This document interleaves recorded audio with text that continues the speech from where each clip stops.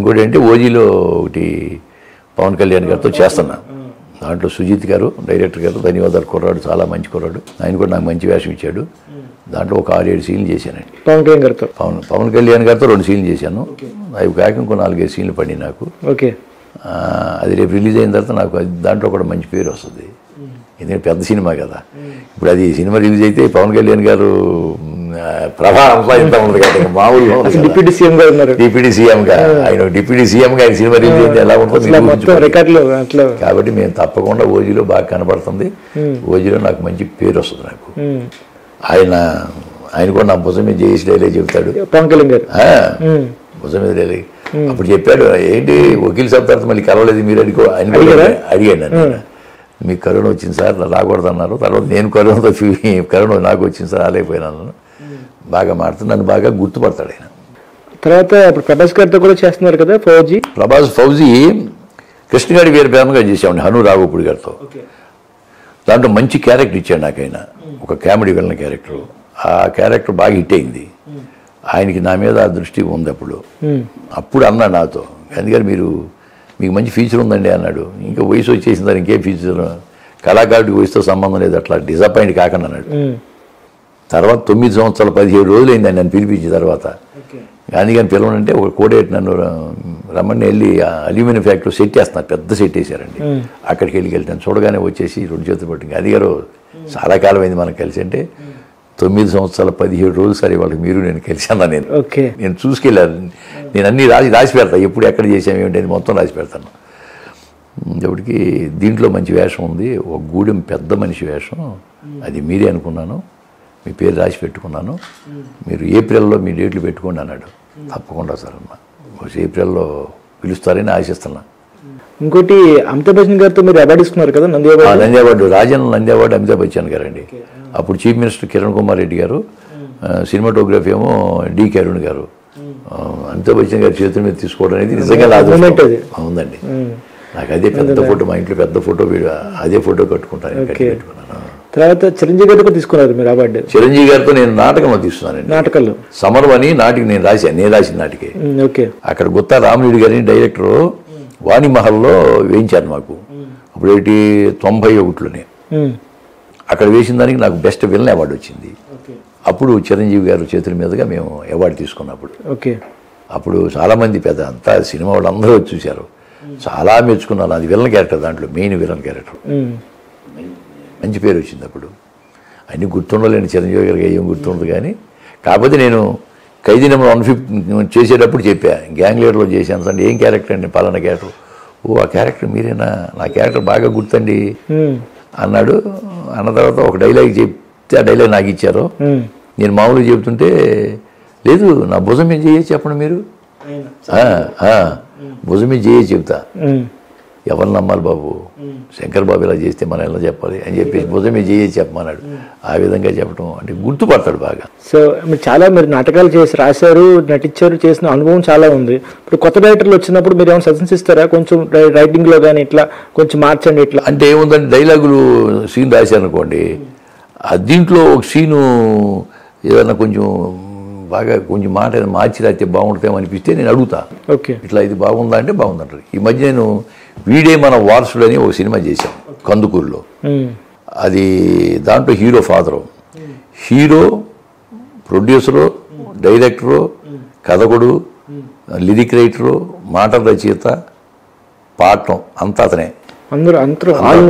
రమేష్ ఉప్పు అని అతను. ఏంటంటే అతను చదువు లేదు, 12 సంవత్సరాల వయసులో వాళ్ళ బావగారి దగ్గరికి, వాళ్ళ బావగారు తాపీ మేస్త్రి, హెల్ప్ చేయడానికి వచ్చి వాళ్ళ మేనర్ దగ్గర చదువు నేర్చుకుని పాటలు రాసే స్టేజ్కి వెళ్ళాడు. పాటలు రాయటం అంటే అతను దైవ సంకల్పం, అది అంతా మనం చెప్పలేం. ఎవరు పిహెచ్డీ తెలుగు చేసినా కానీ పాటలు రాయలేరు సినిమాకి.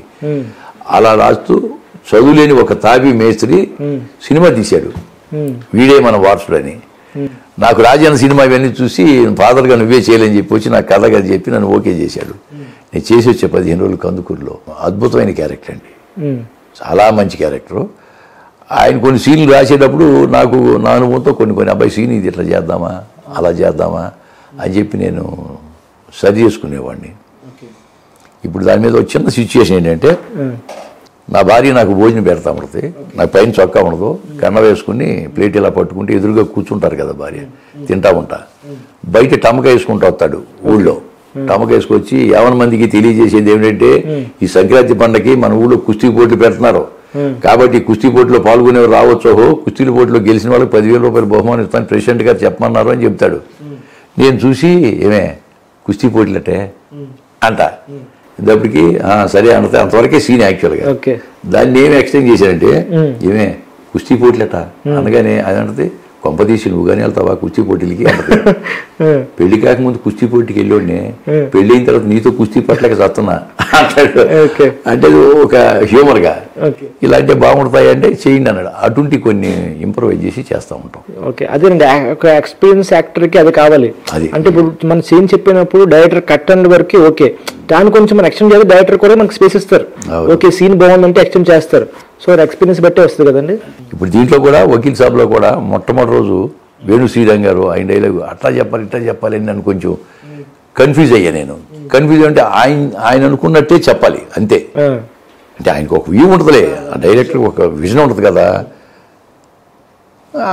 ఆయన చెప్పినట్టు ఏంటంటే ఒక గంట సేపు తర్జన బయలు అయిన తర్వాత అసలు ఆయన స్కూల్ ఏంటో నాకు అర్థమైంది. ఓహో ఈయన చెప్పినట్టు చేస్తే సరిపోతుంది అనుకుని సరే ఆయన చెప్పినట్టు చేయటం, ఆయన దారికి వచ్చాం. సాయంత్రం అయిన తర్వాత అమ్మ ఇప్పుడు నా దారికి వచ్చావయ్యా అన్నాడు. చాలా సంతోషం సార్ అన్న, ఎలా అనిపించింది నీకు అన్నాడు. నాకు చప్పగా ఉంది సార్ అన్న. చెప్పేశారు అన్న అంటే ఏం లేదు రేపు పొద్దున్న తెర మీద చూసుకో ఎలా ఉంటుంది నీ క్యారెక్టర్ అని చెప్పాడు. ఆయన చెప్పినట్టుగానే బాగా ఉంది. ఫ్లాష్ బ్యాక్ చెప్పేటప్పుడు మాత్రం అంటే నా బాధ గ్రహించాడు, అంటే నన్ను ఫ్రీగా చేయనివ్వట్లేదు మీరు అన్నట్టుగా నా బాధ గ్రహించాడు. ఫ్లాష్ బ్యాక్ చెప్పేటప్పుడు నేను వదిలేశానయ్యా, ఫ్లాష్ బ్యాక్ ఎలా చెప్తాను ఇష్టం చెప్పుకోమన్నట్టు ఆయన. ఆయన మారాడు. ఫ్లాష్ బ్యాక్ అంతా చేసేసిన తర్వాత వచ్చేసి చేయగలిపి బాగా చెప్పావయ్యా, విశ్వరూపం చూపించుకున్నావయ్యా అన్నాడు. నాకు అది ఆనందం అనమాట. మహానుభావుడు ఫ్రీనెస్ ఇచ్చాడు. ఆ విధంగా ఆయన మంచి ఇండిపెండెన్స్ ఇచ్చాడు నాకు. సో ఇన్ని చేశారు కదా సినిమాల్లో, మీకు ఫేవరెట్ డైరెక్టర్స్ ఉంటారు కదా, వీళ్ళతో నాకు బాగా సాటిస్ఫాక్షన్ అనిపించింది అని? అంటే ఒక్కో డైరెక్టర్ ఒక రకంగా ఉంటాడు యశ్వంత్. ఏంటంటే ఒక్కో డైరెక్టర్ ఒక్కో స్కూల్ ఉంటుంది. ప్రతి డైరెక్టరు టాలెంట్ లేనిది ఎవరు కూడా డైరెక్షన్ రారు కదా. అందరు డైరెక్టర్లు బాగా చేశారు, పలానా డైరెక్టర్ బాగా చేస్తాడు, పలానా డైరెక్టర్ బాగా చేయడం అనేది ఏం లేదు. ఇప్పుడు బాబీ గారు ఉన్నారు అనుకోండి, ఇప్పుడు బోయపాటి శ్రీని గారు ఉన్నారు, వాళ్ళందరూ కూడా మనం చేస్తుంటే మన ఓన్ గేమ్ చేస్తుంటే కాదనరు, ఫ్రీనెస్ ఇస్తారు. అది కదా కావాలి ఆర్టిస్ట్కి. అవునండి, ఆ విధంగా చేస్తారు. ఇప్పుడు విజేంద్ర ప్రసాద్ గారు ఉన్నారు గురుగారు, ఎవరైనా నేను డైరెక్టర్ కాదయ్యా, నువ్వేమో ఎక్స్పీరియన్స్డ్ స్టేజ్ ఆర్టిస్ట్వి, నువ్వు ఎలా చేస్తావు ఒకసారి చూపించి చెప్పు నాకు, బాగుందంటే ఓకే, లేకపోతే నేను సజెషన్ చెప్తాను. వాడు ఒక్కో డైరెక్టర్ ఒక్కొక్క రకంగానండి.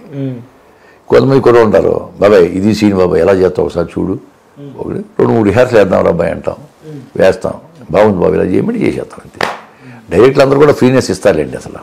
ఎందుకంటే ఏదో వచ్చిన పేరు అతనికే వస్తుంది కదండి, ఎవరు చేసిన పేరు వచ్చి అతనికి ఆటోమేటిక్గా డైరెక్టరే whole and soul captain of the ship. So అట్లా భరతనేనిలో కూడా చేశారు మీరు? భరతనేని చేశాను. భరతనేనిలో దాదాపు 20 రోజులు ప్రకాష్ రాజు వెనకే ఉంటాం.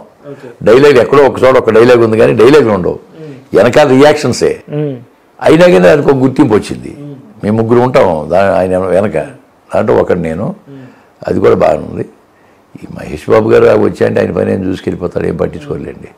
పెద్ద పెద్ద హీరోలు అందరూ అంతేనండి, వాళ్ళు వచ్చి వాళ్ళ పని వాళ్ళు చూసుకెళ్ళిపోతారు అంతే. ఒక రవితేజ గారు మాత్రం వచ్చి అందరినీ హాయ్ ఎలా ఉన్నారు అందరిని వాళ్ళ పని ఇచ్చేసి వెళ్ళిపోతాడు. సో అంటే ఇప్పుడు ప్రకాష్ రాజ్ గారు గొప్ప నటుడు, ఆయన వెనకాల మీరు సీన్ మీకు ఇచ్చారంటే నిజంగా మీకు గుర్తింపించారు. రియాక్షన్స్ ఉంటేనే కదా. అదే కొట్టాల శివ గారు అది కావాలి సెలెక్ట్ చేశాడు. సో తర్వాత చేస్తున్నారు నెక్స్ట్ సినిమా రవితేజ గారితో. రవితేజ గారితో మా జాతర చేస్తున్నప్పుడు రేపటి నుంచి నాకు షూటింగ్ ఉంది. రేపటి నుంచి 5 రోజులు షూటింగ్ డేట్లు ఇచ్చాను. అంతా 3 రోజులు చేసి ఆల్రెడీ అరకపోయి చేసి వచ్చాను. ఇప్పుడు అఖండ 2 డేట్లు ఇచ్చారు. అఖండ 2 మేలో ఇచ్చారు డేట్లు. యాక్చువల్లీ కింద నెల ఇచ్చారు డేట్లు, క్యాన్సిల్ అయినాయి. మేలో ఉంది. తర్వాత ఓజీ బ్యాలెన్స్ వర్క్ ఒకటి ఉంది, ఫౌజీ ఒకటి ఉంది. ఫౌజీ ఒక 20 రోజులు ఉండొచ్చు అనుకుంటున్నారు. ఇవన్నీ చేస్తాం. ఇంక చిన్న సినిమాలు అయితే దాదాపు ఒక 30 సినిమాలు రిలీజ్ కొన్నాయి. 30 ఫిలిమ్స్ ఉన్నాయి.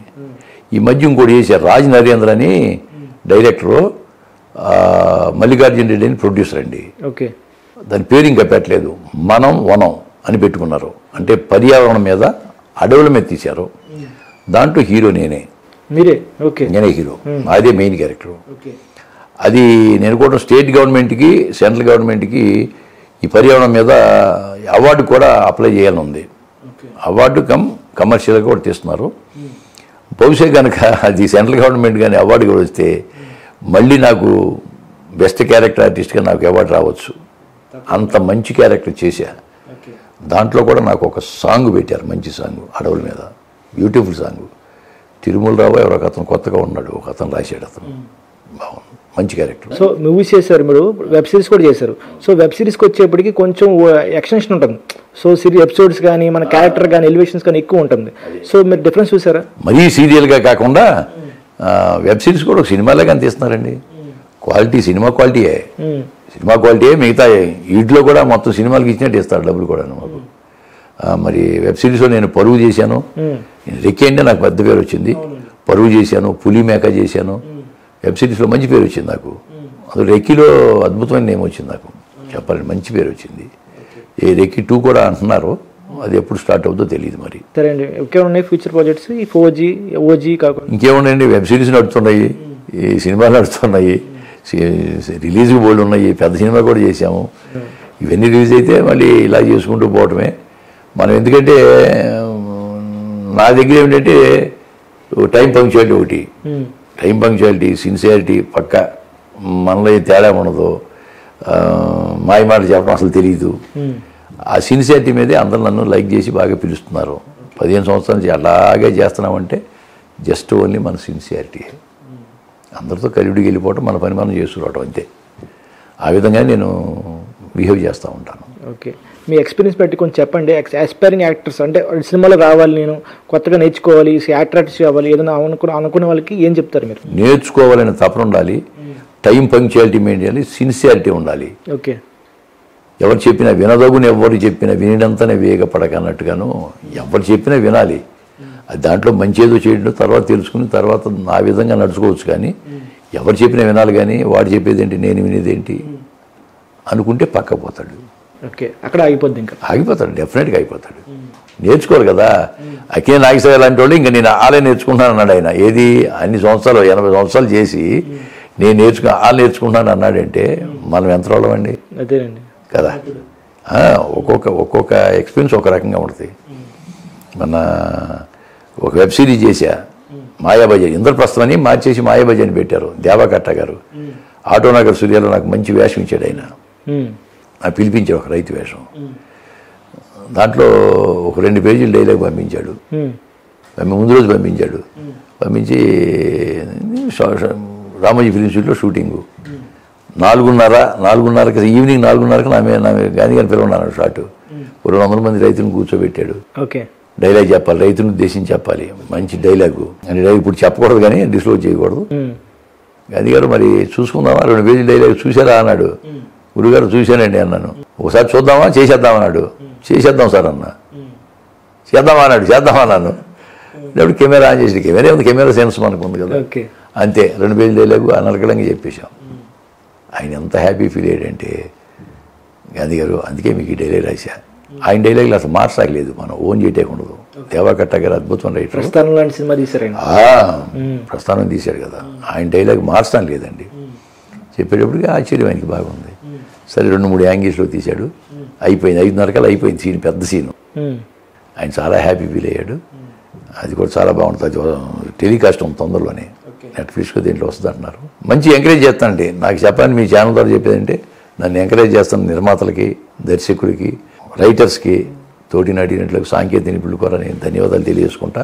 ముఖ్యంగా ప్రేక్షక మహాశయులు నన్ను ఆదరిస్తున్నారు. వాళ్ళు ఆదరించినంత వరకు మనం ఇలా చేస్తూనే పోతాం. కళాకారుడికి రిటైర్మెంట్ లేదు. అంటే ఉద్యోగాలు చేసేవాడు 60 సంవత్సరాల్లో పోతాడు, కానీ మాకు రిటైర్మెంట్ ఉండదు. మాకు 90 సంవత్సరాలు వచ్చే వరకు చేయొచ్చు. ఎంతవరకు ఆ కళామతల్ని నన్ను అనుగ్రహిస్తూ అంతవరకు చేస్తూనే ఉంటాను. థ్యాంక్స్ అండి, చాలా విలువైన సమయం మాకు ఇచ్చారు. మరొకసారి మీ ఛానల్ వీక్షిస్తున్న ప్రేక్షక దేవుళ్ళందరూ కూడా ధన్యవాదాలు తెలియజేసుకుంటున్నాను. ఓకే, చూశారు కదా ఈరోజు ఇంటర్వ్యూ. మళ్ళీ ఇంకో ఇంటర్వ్యూతో మళ్ళీ కలుద్దాం. Keep watching, keep TV daily. Signing off.